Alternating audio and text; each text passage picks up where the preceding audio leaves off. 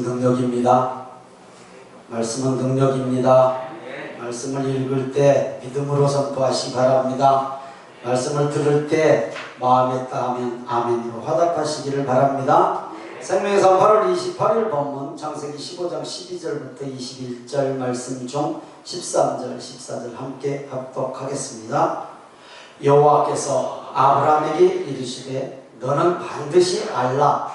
네 자손이 이방에서 객이되어 그들을 섬기겠고 그들은 400년 동안 네 자손을 괴롭히리니 그들이 섬기는 나라를 내가 징벌할지며 그 후에 네 자손이 큰 재물을 이끌고 나오리라. 이는 살아계신 하나님의 말씀입니다. 아멘. 하나님 아버지, 왜 선택하신 백성이 애굽에서 종살이를 해야 하는가? 오늘 읽은 본문 말씀을 통하여서 다시 한번 우리가 창세기 15장을 통하여서 은혜되게 하시고 깨닫게 하시고 도전할 수 있게 하옵소서. 말씀으로 함께하여 주실 것을 믿고 예수님 이름으로 기도드리옵나이다. 아멘. 아브라함이 하나님께서 내게 보여줄 땅, 창세기 12장 1절에 보면 내게 보여줄 땅이라고 하신 가나안 땅에 들어왔습니다. 그런데 아무리 봐도 아닌 것 같습니다. 자화골이 흐르는 땅인 것 같지도 않고 나방도 아니고 아무리 이리 봐도 저리 봐도 뭔가 마음이 그렇지, 하나님께서 주신 땅이지, 이 생각이 안 든 것 같아요. 그리고 하나님께 물어요. 하나님께서 내게 주신다고 하신 땅인 줄을 무엇으로 알 수 있습니까? 무엇으로 알 수 있습니까? 이렇게 하나님께 묻습니다. 창세기 15장 6절에서 8절 읽습니다. 시작. 아브라함이 여호와를 믿으니 여호와께서 이를 그의 의로 여기시고 또 그에게 이르시되 나는 이 땅을 내게 주어 소유를 삼게 하려고 너를 갈대아인의 우르에서 이끌어낸 여호와니라. 그가 이르되 주 여호와여, 내가 이 땅을 소유로 받을 것을 무엇으로 알리까? 하나님을 믿음으로 따라 나섰고 가나안 땅에 들어왔어요. 하나님께서 의로 인정했어요. 하나님께서도 말씀하셨어요. 나는 이 땅을 네게 주어서 소유를 삼게 하려고 너를 갈대아 우르에서 불러냈다. 그 하나님이다. 아까 말씀드린 것처럼 아무리 봐도 이 가나안 땅이 하나님께 주신 땅이라고 이게 만족이 안 되는 것이요. 우리 입장에서 봤을 때 만족이 안 돼요. 물어보는 거예요. 오늘 8절 말씀처럼 주 여호와여, 내가 이 땅을 소유로 받을 것을 무엇으로 알리까? 마음에도 안 들지만 무엇으로 내가 하나님께서 주신 땅이라고 믿을까요? 이렇게 물어봐요. 성도는요, 아브라함과 똑같아요. 우리도 믿을 때도 있고 의심들 때도 있고 그렇잖아요. 항상 믿어지는 게 아니에요. 의심들 때도 있고. 그럴 때는 물어봐야 돼요. 하나님 앞에. 물어보는 게 뭐예요? 기도잖아요. 기도. 하나님, 이 부분은 내 마음에 잘 안 들어요. 말씀은 써있고 말씀은 그렇게 기록되어 있는데 나는 안 믿어져요. 이거. 지금 아브라함이 그렇게 묻고 있잖아요. 이 땅을 주신다고 해서 따라는 왔는데 또 하나님이 주셨다고 지금 오늘 또 말씀하셨는데 이 땅이 내 건지 어떻게 알아요? 일단 보는 것 자체가 지금 자기 마음에 안 든 거죠. 사랑과 사랑 관계도 그래요. 조건과 환경을 보죠. 일단 눈에 보이는 조건, 내세울 수 있는 환경이 일단 그런 조건과 환경을 먼저 봐요. 그러나 우리는 잘 알아요. 그것이 우선이 아니라 서로 신뢰하고 믿어야 이렇게 할 수 있는 게 뭐죠? 남녀라고 생각해요. 남녀가 정말 이 사람 같으면 좋겠다. 이 사람이면 하나님께서 만나라고 한 사람 같다. 이런 결혼을 하잖아요. 그렇잖아요. 그런 신뢰하고 믿음이 갈 때 결혼이라는 걸 해요. 그렇죠? 근데 그 상대, 그 사람을 보고 결정을 해야지 그 사람이 지금 가지고 있는 환경, 조건, 스펙, 우리가 말하는 스펙을 보고 결혼하면 행복할 수 있는 것 그리 길지 않을걸요 아마. 예, 우리 쉽게 이해되잖아요. 하나님의 관계도 마찬가지예요.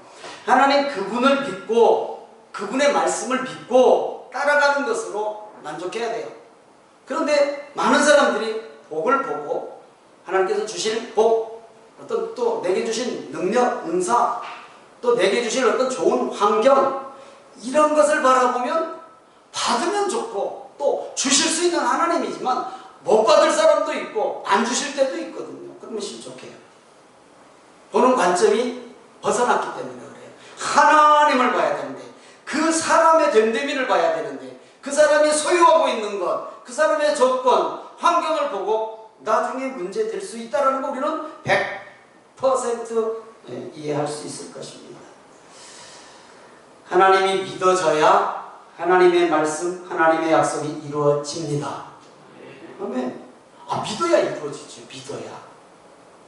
하나님께서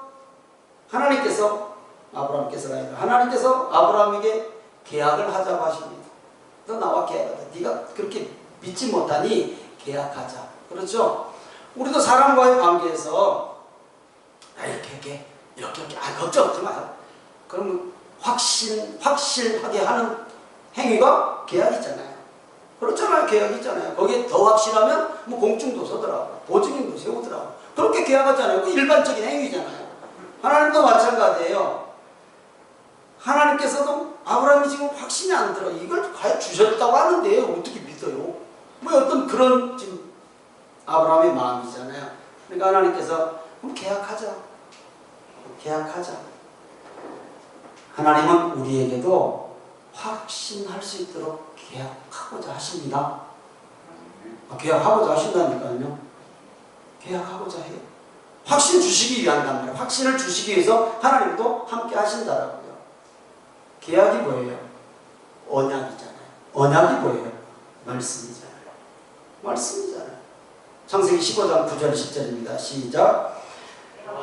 여호와께서 그에게 이르시되 나를 위하여 3년 된 암소와 3년 된 암염소와 3년 된 숫양과 산비둘기와 집비둘기 새끼를 가져올지니라. 아브라함이 그 모든 것을 가져다가 그 중간을 쪼개고 그 쪼갠 것을 마주 대하여 놓고 그 새는 쪼개지 아니하였으며. 자, 이 방법은 한번 보세요. 우리가 그 큰 일을 결정하려는데 믿을 수가 없어. 도저히 아무리 봐도 이거 불안해. 그럴 때 계약하잖아요. 그런데 계약을 하는데 엉뚱한 방법으로 해요. 계약을 내가 아는, 내가 인정하는 방법으로 해야 되잖아요. 엉뚱한 방법으로 오면 그걸 누가 믿어요? 안 그래요? 당연하죠. 그러니까 하나님께서 계약을 하자고 하는데 그 계약이 어떤 방법이냐면, 이 방법은 지금 선택한 민족에게만 하는 계약 방법이 아니라 당시 고대 근동, 지금 유대 땅에서 족속 간이나 개인 간에 일반적으로 행하여 주는 계약 방법이란 말이에요. 일반적으로 누구나 다 계약 이렇게 하는 거예요. 그때 당시는 짐승 쪼개놓고 양쪽에 딱 짐승, 재물 같은데 재물이 아니에요. 쫙 쪼개놓고 새는 안 쪼개고 그 가운데로 계약 당사자가 손을 잡고 지나가는 거예요. 지나간 이유가 뭐냐? 이 계약을 어기면 이 짐승처럼 죽어. 이 계약을 어기면 이 짐승처럼 죽어. 이 죽음으로 약속하는 거예요. 그 계약이 그때 당시 일반적으로 이루어졌던 계약의 방법을 하나님께서 그대로 사용하시는 거예요. 아브라함에게 네가 아는, 네가 살아가는 그 땅에서 이루어지는 계약 방법으로 계약하자. 자, 이렇게 딱 계약을 하시라고 말씀하셔요. 생명 거는 계약, 죽음으로 약속하는 계약, 이게 아브라함 언약이에요. 창세기 15장에. 다른 말로 금요일 날짜에도 말씀드렸죠. 횃불 언약이라고도 해요. 자, 이렇게 계약 준비를 마쳤는데, 하라고 하니까 계약 준비 다 해서 도장도 준비해놓고 다 써놓고 있는데, 계약 당사자 하나님이 오셔야 할 거 아니에요. 혼자 할 수가 없는 거잖아요. 계약은. 계약 준비를 마쳤는데 하나님이 안 오셔. 하나님께서 임재하시기만을, 오시기만을 지금 아브라함이 기다리고 있는데 자꾸 솔개, 배, 독수리 뭐 이런 거죠. 솔개가 짐승을 잡아놨으니 자꾸 내려앉아 뜯어먹으려고. 아브라함이 그냥 오실 때까지 그 솔개를 쫓다가 깊은 잠이 들어요. 깊은 잠이 들어요. 창세기 15장 11절 12절입니다. 시작. 솔개가 그 사체 위에 내릴 때에는 아브라함이 쫓았더라. 해질 때에 아브라함에게 깊은 잠이 임하고 큰 흑암과 두려움이 그에게 임하였더니. 그러니까 해질 때까지, 어두워질 때까지 하나님이 계약을 하러 안 오신단 말이에요. 사체는 자꾸 솔개를 자꾸 잡아놓으면서 뜯어먹으려고 자꾸 내려앉고, 그거 쫓다 보니까 하여튼 저녁 때쯤에 깊은 잠이 들어버렸어요. 피곤해서 든 것 같진 않아요? 깊은 잠이 들었어요. 12절에 해질 무렵에 아브라함이 깊은 잠이 임했다. 잠이 임했다라는 것은 하나님께서 함께 하셨다라는 의미거든요. 이 잠은 어떤 잠인가? 하나님께서 하와를 만들기 위해서 아담을 잠들게 해서 갈빗뼈를 취하죠. 그 잠이에요. 그러니까 피곤해서 잔 건 아니고 하나님께서 재우셨어요. 왜 재우셨을까? 깊은 잠이 임했을 때 하나님의 예언의 말씀이 들려왔어요. 잠 속에서.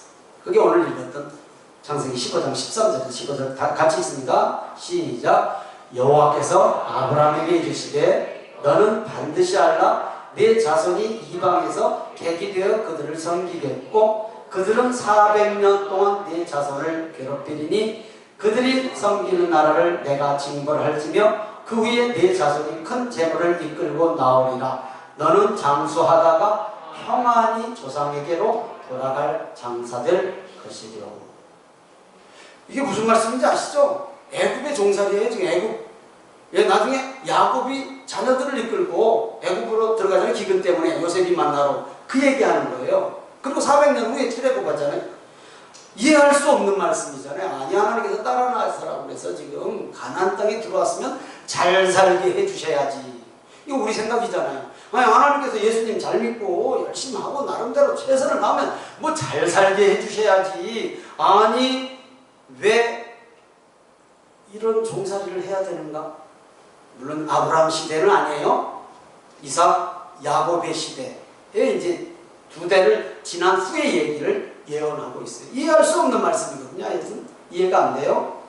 왜 가나안 땅으로 인도하셨는데 이방에서 객이 되고 그들을 섬기고 그것도 400년 동안이나 괴로운 종살이를 해야 하고 또 그 후에 재물을 가지고 나온다는 것은 또 무슨 말인가? 종살이 후에 그렇게 말씀하세요. 우리가 한번 생각해 볼 수 있는 것은요, 하나님이 약속을 하셔도 위기는 따라옵니다. 싫으신가 보네요. 하나님의 약속이 있어도 위기는 따라옵니다. 죽고 못 사는 부부가 되어도 사랑을 해서 결혼을 해도 위기 따라옵니다. 따라온다니까요. 없는 사람 있으면 데리고 와봐요. 배우기. 모든 가정에서 아무리 내가 믿고 신실하게도 위기 따라와요. 그런데 또 하나 우리가 생각해 볼 수 있는 것은요,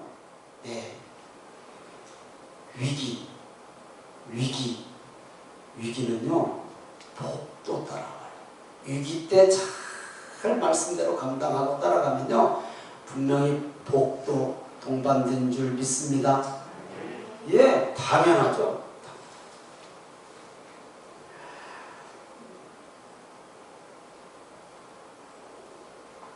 가나안 땅은 광야거든요. 그렇죠? 우리가 잘 알듯이 광야예요. 말이 좋아 젖과 꿀이 흐르는 땅이지, 그건 하나님이 도와주실 때 젖과 꿀이 흐르는 땅이고 젖과 꿀이 흐르는 땅이 아니거든요. 하나님의 도심이 있을 때 젖과 꿀이 흐른단 말이죠. 그러니 광야는 기근이 항상 따라와요. 예, 믿음이 없으면 항상 기근을 겪을 수밖에 없어요.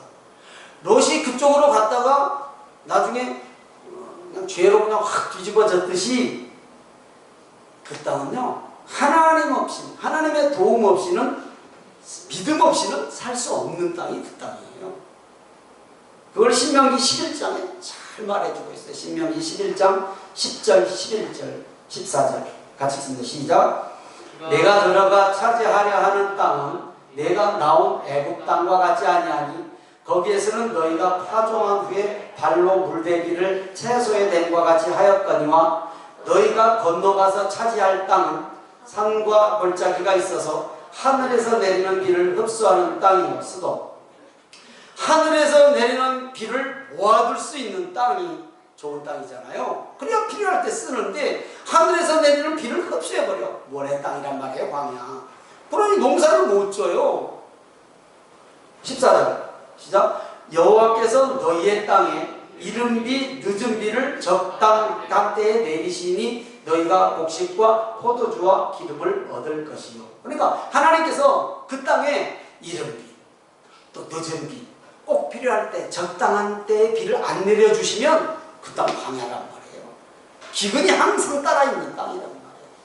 하나님이 안 내려주시면, 비를 안 내려주시면 농사 질 수도 없고 짐승을 키울 수가 없어요. 풀이 안 자라니까. 그러니까 항상 비 주세요. 비 지금 이른 비 주셔야 씨앗 뿌릴 수 있습니다. 지금 비 주셔야 자라날 수 있습니다. 적당한 때 비 달라고 항상 하나님과 교통할 때 살아갈 수 있는 땅. 그럼 영적으로 젖과 꿀이 흐르는 땅이란 말이에요. 영적으로.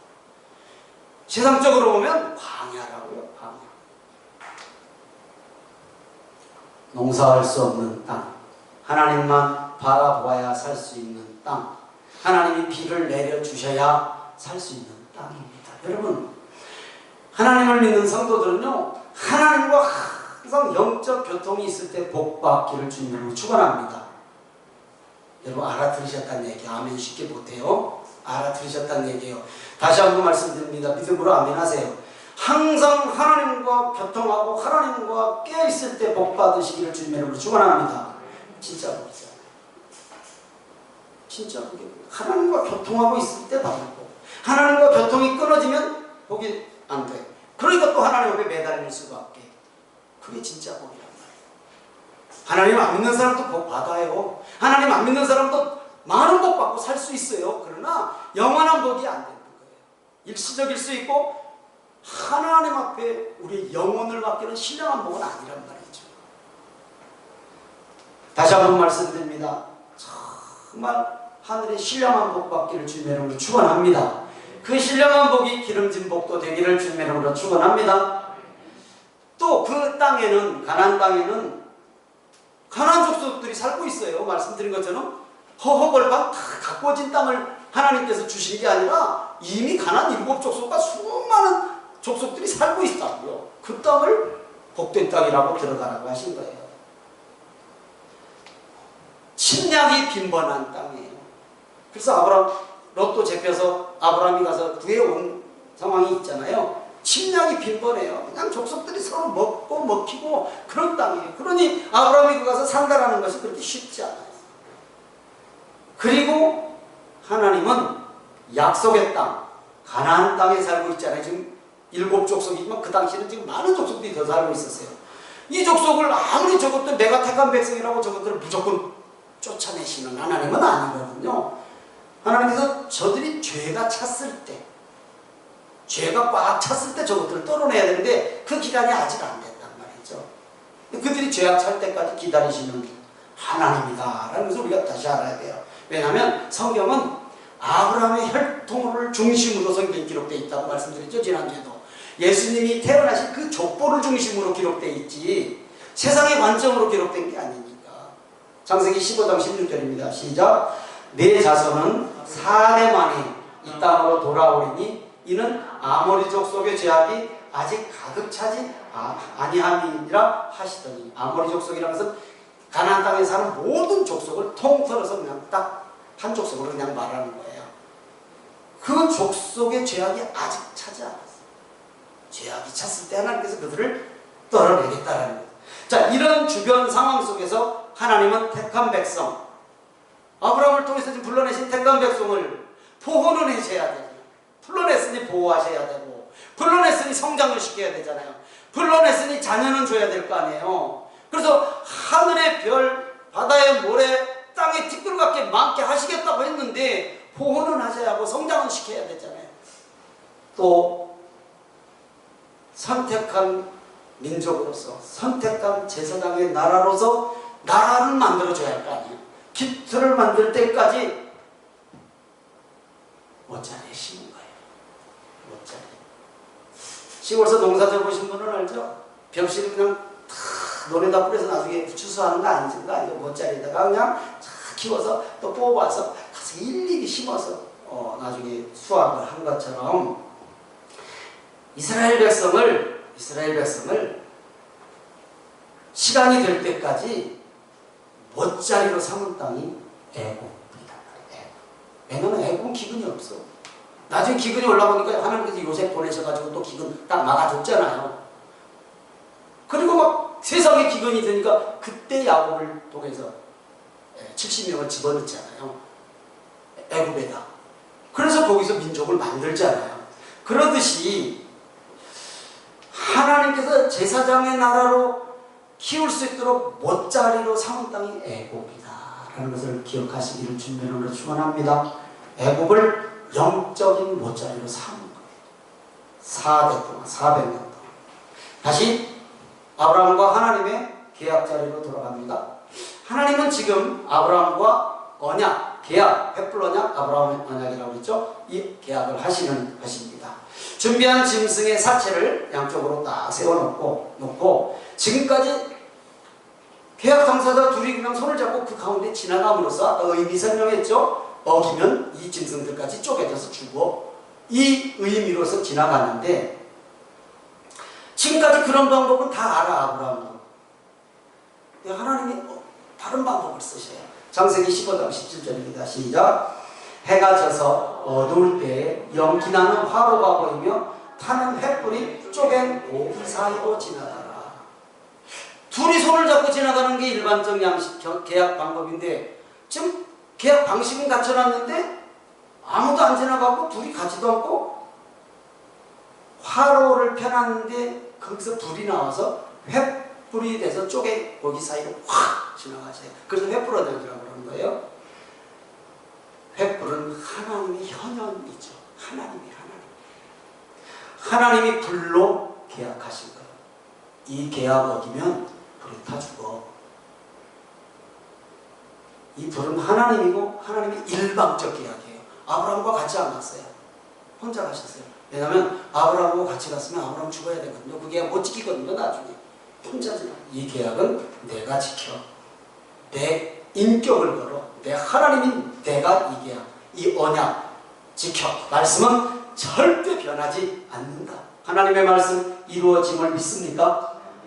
씨와 땅의 약속이에요. 하나님께서 아브라함에게 약속하신 것은 씨와 땅의 약속. 자손과 나라를 주신다. 제사장이 나라 주신다 했잖아요. 이게 하나님의 이름을 걸고 홀로 지나가셔. 너는 어떻든 너는 하다가 실족을 하고 너는 어떻든 내가 이 계약을 이루어. 하나님의 말씀은 1.1획도 없어지지 않습니다. 아멘. 지금 이 말씀이에요.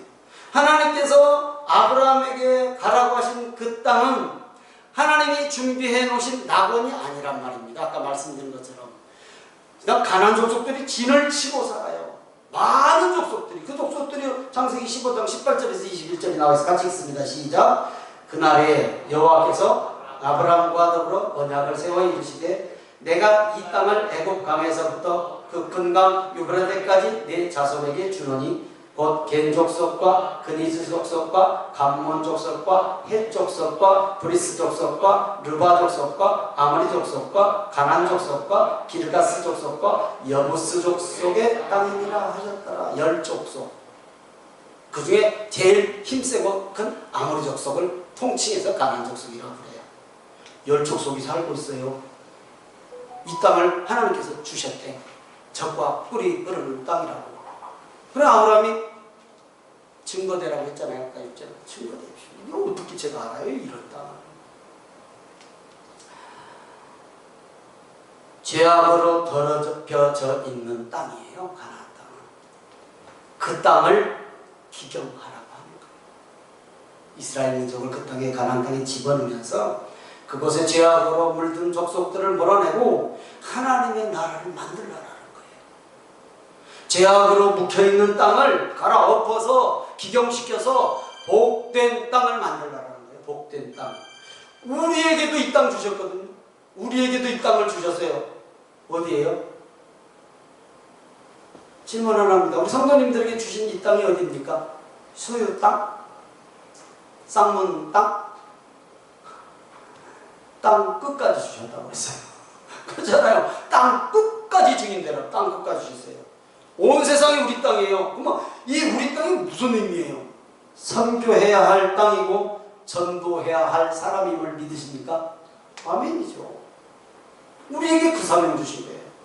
우리에게 주신 하나님의 사명은 묵은 땅, 묵은 심령을 새로운 땅으로 복음으로 기경 갈아 엎어서 하나님 나라 백성 만들라는 것임을 믿으시면 아멘 하시길 바랍니다.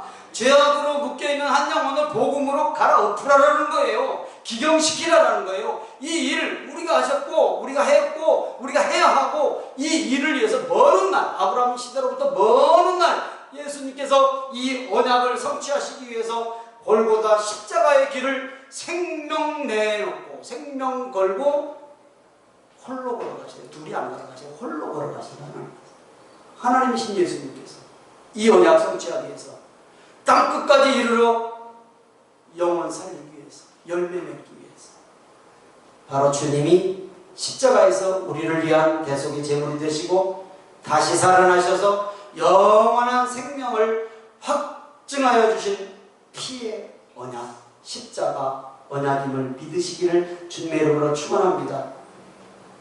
주님의 이름으로 축원합니다. 주님의 언약의 말씀은 영원토록 변하지 않습니다. 어차피 믿는 예수, 예수님 잘 믿으시기 바랍니다.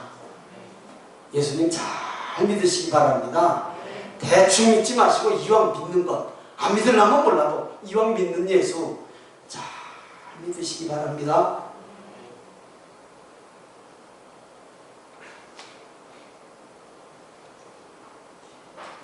왜 예수님을 잘 믿으라고 할까? 그 안에 축복의 비밀이 있거든요. 그 안에 축복의 비밀이 있어요. 예수님 안에 있을 때 아브라함이 받은 축복과 증거를 우리도 받을 줄 믿습니다. 받을 줄 믿습니다. 영적 못자리에 70명 심었어요. 하나님께서. 영적 못자리가 애굽이라고 그랬잖아요. 애굽에 70명 심었다고요. 문자 받으셨죠? 70명 심었는데 200만 명 이상이 나왔어요. 400년 만에 큰 나라가 되어 나왔단 말이에요. 장정만 60만 명이라고 했어요. 출애굽 인원이. 큰 민족을 하나님께서 약속하신 큰 민족을 만들어서 가나안 땅으로 나왔거든요. 자, 들어갈 때를 볼까요? 창세기 46장 26절 27절입니다. 시작. 야곱과 함께 애굽에 들어간 자는 야곱의 며느리들 외에 66명이니 이는 다 야곱의 몸에서 태어난 자이며 애굽에서 요셉이 낳은 아들은 2명이니 야곱의 집 사람으로 애굽에 이른 자가 모두 70명이었더라. 70명 심었어요? 네, 애굽 못자리에다 70명 심었어요. 그러면 몇 명이 나왔는가 볼까요? 출애굽기 12장 37, 38절입니다. 시작. 이스라엘 자손이 람셋을 떠나서 숫곳에 이르니 유아 외에 보행하는 장정이 60만가량이요 수많은 잡족과 양과 소와 신이 많은 가축이 그들과 함께 하였으며 장정만 60만 명이에요. 그러면 잡족들이라는 것은 이스라엘 민족 아닌 주변의 다른 민족들도 따라 나왔고, 그렇죠? 애굽 사람들도 따라 나왔고, 그래서 장정만 60만 명이니까 성경학자들은 최하 200만 명에서 250만 명이 출애굽을 했다라고 추측을 하죠. 그러니까 70명 심었는데 200만 명 나왔어요. 말씀 마칩니다. 우리에게도 영적 못자리인 신앙의 못자리가 있었거든요. 우리에게도 있었어요. 다. 거기서 우리도 성장했잖아요. 그 신앙의 못자리가 세상의 고난의 현장일 수도 있었을 것이고 가정일 수도 있고 우리 교회일 수도 있고 하여튼 우리가 하나님 앞에 가기 전까지 우리가 살아가는 모든 터전이 신앙의 못자리, 영적인 못자리란 말이죠. 광야 같은 삶의 현장에서 성장했고 성숙해졌고 하나님께서 약속하신 축복의 땅으로 오늘까지 이끌어 오신 것을 믿는 분만 아멘. 아멘. 우리에게 약속하신 땅은 묵은 땅이에요. 묵은 땅. 지금 세상은 다 묵은 땅이라고 봐야 되는 거죠. 그래서 세상 사람들을 우리에게 붙여주셨단 말이에요. 가나안 땅에 집어넣어서 제사장의 나라로 만드는 것은 너희만 잘 먹고 잘 살아라가 아니라 세계 온 땅 끝까지를 증인으로 살아라라는 것이잖아요. 그래서 선택한 민족 히브리 백성을 삼아서 유대 민족을 통해서 예수님이 오시게 하셨고, 그것을 왕같은 제사장의 나라, 왕같은 제사장으로서 우리를 불러서 우리에게 그 일을 위임하셨다라는 사실을 믿으시기를 주님의 이름으로 축원합니다. 그들을 복음으로 기경시켜야 할 사명이 우리에게 있단 말이에요. 우리에게 주셨단 말이죠. 오늘 예배 함께 하신 성도님들, 못자리에 한 영혼 심으시기 바랍니다. 못자리에 한 영혼 심으세요. 분명히 하나님의 나라 상급이 있다라고 믿는 분만 아멘. 아멘. 항상 저 높은 곳 하나님의 말씀을 바라보며 나아가는 복된 한 주간 삶이 되시기를 주님의 이름으로 축원합니다.